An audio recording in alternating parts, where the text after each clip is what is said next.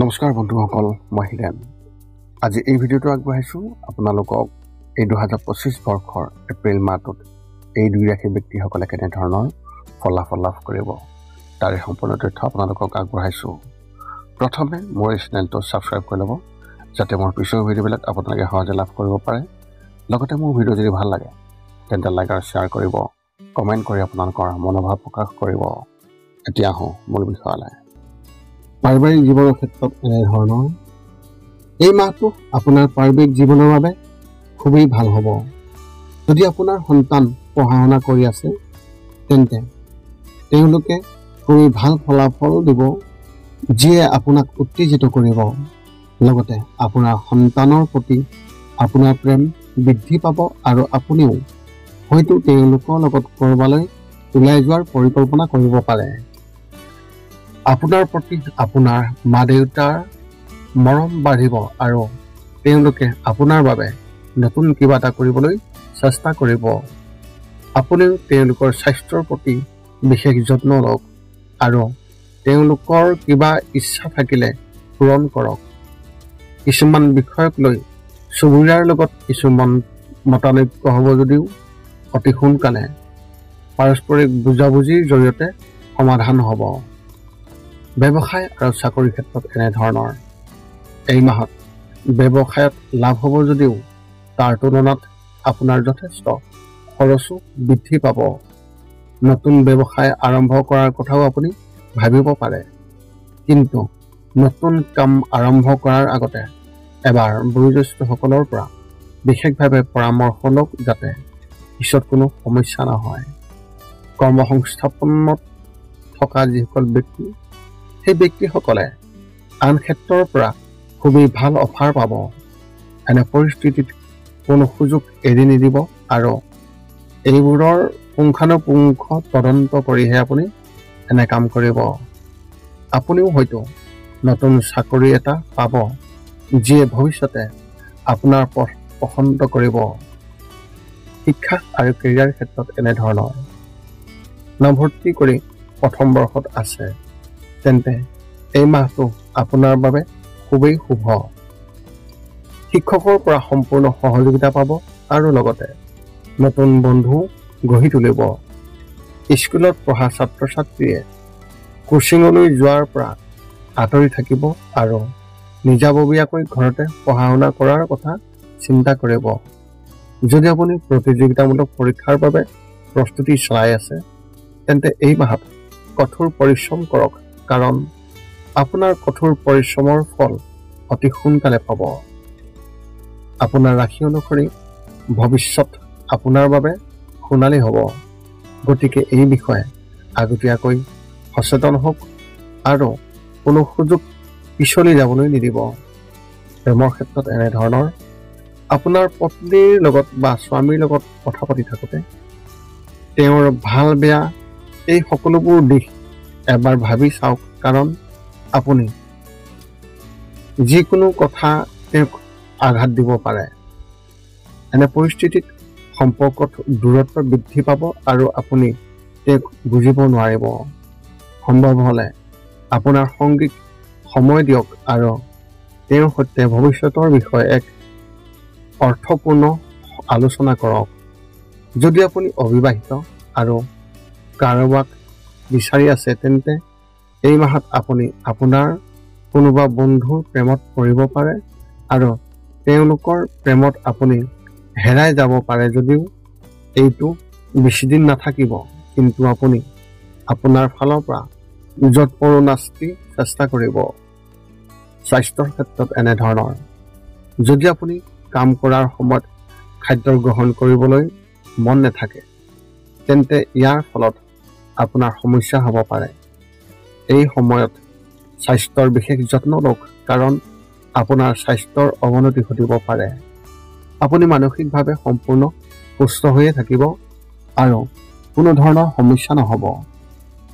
ৰাতিপুৱা ফুৰিবলৈ যোৱাৰ অভ্যাস যদিহে কৰে তেন্তে ই আপোনাৰ অতি সোনকালে ঠিক হৈ যাব। এইবোৰ সমস্যা আপোনাৰ পৰিয়ালটোক লৈ কিছু চিন্তা হ'ব যদিও ঘনিষ্ঠ কোনোবা এজনৰ লগত আপুনি যদিহে শ্বেয়াৰ কৰে তেন্তে অতি সোনকালে ইয়াৰ সমাধান পোৱা যাব।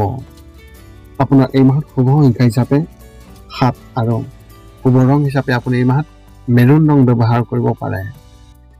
মেষ ৰাশি ব্যক্তিসকলৰ বাবে এক বিশেষ তথ্য, মাহৰ শেষত কোনো অচিনাকি মানুহৰ লগত কোনো সংঘাতত লিপ্ত হোৱাৰ এক বিশেষ সম্ভাৱনা দেখিবলৈ পোৱা গৈছে আৰু ইয়াৰ পৰা আপুনি পাৰিলে বিৰত থাকক, কিয়নো ই আপোনাৰ বাবে সমস্যাৰ সৃষ্টি কৰিব। কিছু সৰু কথাৰ পৰা বিবাদ আৰম্ভ হ'ব যদিও ক্ৰমান্বয়ে ই ডাঙৰ ৰূপ ল'ব, গতিকে আগতীয়াকৈ ইয়াৰ পৰা আপুনি সচেতন থাকক। সৰ্বপ্ৰথম পাৰিবাৰিক জীৱনৰ ক্ষেত্ৰত এনেধৰণৰ, যদি আপুনি পৰিয়ালৰ সৈতে ভ্ৰমণলৈ যোৱাৰ পৰিকল্পনা কৰিছে তেন্তে হঠাতে কোনো সমস্যাৰ সৃষ্টি হ'ব পাৰে আৰু আপোনালোকৰ পৰিকল্পনাটো নষ্ট হৈ পৰিব পাৰে। ঘৰৰ কিছু কামৰ বাবে ওলাই যাব লাগিব, কিন্তু তাতো সমস্যা থাকিব। সকলোৰে মাজত পাৰস্পৰিক প্ৰেম আৰু সম্পৰ্কবোৰ অধিক শক্তিশালী হৈ উঠিব। এই সময়ছোৱাত আপুনি আপোনাৰ পুৰণি বন্ধুসকলৰ এজনক লগ পাব পাৰে। তেওঁলোকে আপোনাক সহায় কৰিব বুলি আশা কৰিব, কিন্তু আপুনি তেনে কৰিবলৈ অক্ষম হ'ব। এনে পৰিস্থিতিত কোনো কথাকে সম্পূৰ্ণৰূপে নাকচ কৰাৰ পৰিৱৰ্তে পৰিস্থিতি অনুসৰি সিদ্ধান্ত ল'ব। ব্যৱসায় আৰু চাকৰিৰ ক্ষেত্ৰত এনেধৰণৰ, আৰ্থিক দৃষ্টিকোণৰ পৰা এই মাহটো আপোনাৰ বাবে উত্থান পতনেৰে ভৰি পৰিব। যদি আপুনি ক'ৰবাত ঋণৰ বাবে আবেদন কৰিছে তেন্তে অনুমোদন হ'ব, কিন্তু যদি আপুনি টকাখিনি ক'ৰবাত বিনিয়োগ কৰিছে তেন্তে তাৰ পৰা আপুনি সমস্যা পাব আৰু তাত সমস্যাৰ সৃষ্টি হ'ব। ব্যৱসায়ত লাভ হ'ব যদিও একে সময়তে আপোনাৰ খৰচো বৃদ্ধি পাব। যদি আপুনি কাম কৰে তেন্তে সমস্যা হ'ব আৰু আপোনাৰ কামত মোহভংগ হ'ব পাৰে। এনে পৰিস্থিতিত আপোনাৰ বেছিভাগ মনোযোগ নতুন চাকৰিৰ সন্ধানতহে থাকিব। চৰকাৰী বিষয়াসকলেও নিজৰ বাবে কিছু নতুন কাম বিচাৰিব, যাতে তেওঁলোকে কিছু অতিৰিক্ত উপাৰ্জন কৰিব পাৰে। শিক্ষা আৰু কেৰিয়াৰ ক্ষেত্ৰত এনেধৰণৰ, মিডিয়া বা ডিজিটেল মাৰ্কেটিঙত অধ্যয়ন কৰা ছাত্ৰ ছাত্ৰীসকলে বহু খণ্ডৰ পৰা চাকৰিৰ সুযোগ লাভ কৰিব। এনে পৰিস্থিতিত উত্তেজিত হোৱাৰ পৰা বিৰত থাকক আৰু ভালদৰে বিবেচনা কৰিহে যিকোনো সিদ্ধান্ত লওক। যদি আপুনি শেহতীয়াকৈ কলেজত নামভৰ্তি কৰিছে তেন্তে নতুন প্ৰজেক্টত কাম কৰাৰ সুযোগ পাব, যিয়ে আপোনাক প্ৰভাৱিত কৰিব, আপোনাৰ প্ৰতিভা বৃদ্ধি কৰিব। যদি আপুনি যিকোনো প্ৰতিযোগিতামূলক পৰীক্ষাৰ বাবে প্ৰস্তুতিত ব্যস্ত হৈ আছে তেন্তে এই মাহত আপুনি ইতিবাচক ফলাফল দেখিবলৈ পাব। যদি আপুনি যিকোনো পৰীক্ষাৰ ফলাফলৰ বাবে অপেক্ষা কৰি আছে তেন্তে আপুনি সফলতা লাভ কৰিব। এই সময়ত নিজৰ আচৰণত ভাৰসাম্য ৰক্ষা কৰক। প্ৰেমৰ ক্ষেত্ৰত এনেধৰণৰ, যদি আপুনি প্ৰেমৰ সম্পৰ্কত আছে তেন্তে এই মাহত ইয়াত নিশ্চয়তাৰ অনুভৱ হ'ব নিশ্চয়কৈ পাৰে। দুয়োৰে সম্পৰ্কত দূৰত্ব থাকিব পাৰে। এনে পৰিস্থিতিত তৃতীয় এজন ব্যক্তিয়ে ইয়াৰ সুযোগ লৈ ভুল বুজাবুজিৰ সৃষ্টি কৰিবলৈ চেষ্টা কৰিব। যদি আপোনাৰ বিবাহৰ 5 বছৰতকৈ অধিক হৈছে তেন্তে এই মাহত দুয়োজনে ভৱিষ্যতৰ কৌশলৰ বিষয়ে আলোচনা কৰিব। দুয়োৰে মাজত অৰ্থপূৰ্ণ কথা বতৰা হ'ব। যদি আপুনি এতিয়াও সন্তান জন্ম দিয়াৰ সুখ পোৱা নাই তেন্তে ইয়াৰ বিষয়েও এটা ভাল খবৰ পাব। স্বাস্থ্যৰ ক্ষেত্ৰত এনেধৰণৰ, মাহৰ দ্বিতীয় সপ্তাহত দাঁতৰ সমস্যাই আপোনাক আমনি কৰিব পাৰে। আপুনি হঠাতে দাঁতৰ বিষ অনুভৱ কৰিব পাৰে, গতিকে আগতীয়াকৈ কিছু ব্যৱস্থা কৰক। যদি আপোনাৰ বিপিৰ সমস্যা আছে তেন্তে নিয়মীয়াকৈ পৰীক্ষা কৰি থাকিব পাৰে, পিছত কোনো সমস্যা নহ'ব। অৱশ্যে আপুনি আগতীয়াকৈ অধিক শক্তিশালী অনুভৱ কৰিব আৰু আপোনাৰ শৰীৰ সতেজ হ'ব। আপোনাৰ মনটো শান্ত হৈ থাকিব আৰু নতুন চিন্তাৰ উন্মেষ ঘটিব। সকলোৰে মাজত সম্পৰ্ক শক্তিশালী হোৱাৰ লগে লগে আপোনাৰ মনটো আগতকৈ বেছি সুখী হ'ব। আপোনাৰ এই মাহত শুভ সংখ্যা হিচাপে 3 আৰু শুভ ৰং হিচাপে আপুনি এই মাহত ধূসৰ ৰং ব্যৱহাৰ কৰিব পাৰে। বিশ্বাসী ব্যক্তিসকলৰ বাবে এক বিশেষ তথ্য, যদি আপোনাৰ বন্ধুৰ সৈতে ওলাই যোৱাৰ অভ্যাস আছে তেন্তে এই মাহত অলপ সাৱধান হওক।